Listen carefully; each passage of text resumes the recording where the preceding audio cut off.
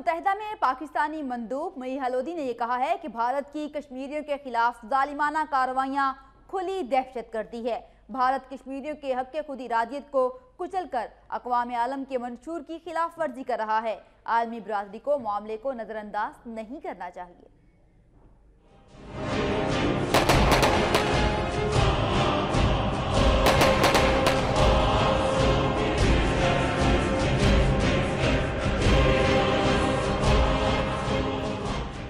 General assembly میں دہشت گردی کے خاتمے سے متعلق مباحثے سے خطاب کرتے ہوئے پاکستانی مندوب ملیحہ لودھی نے ایک بار پھر عالمی برادری کی توجہ مظلوم کشمیریوں پر ڈھائے جانے والے مظالم پر دلائی۔ ملیحہ لودھی کا کہنا تھا کہ کشمیریوں کے حق خود ارادیت کی جدوجہد کے خلاف ظالمانہ کارروائیاں دہشت گردی ہے۔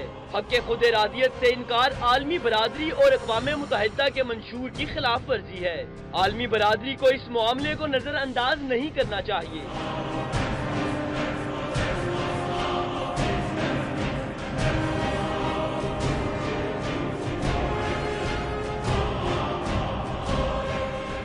ملیحہ لودھی کا کہنا تھا کہ سخت اقدامات کے باوجود عالمی برادری دہشت گردی کو شکست نہیں دے سکی، جس کی وجہ عالمی برادری کا دوہرا معیار ہے۔ انہوں نے اسلام فوبیا کی شکار مغرب کی سیاسی قوتوں کو شدید تنقید کا نشانہ بناتے ہوئے کہا کہ دہشت گردی کو کسی ایک مذہب سے نہیں جوڑا جا سکتا۔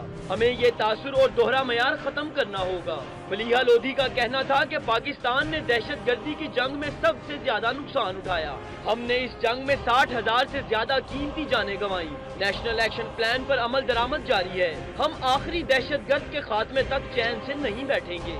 پاکستان عالمی برادری کو دہشت گردوں کے خلاف بھرپور تعاون کی یقین دہانی کراتا ہے۔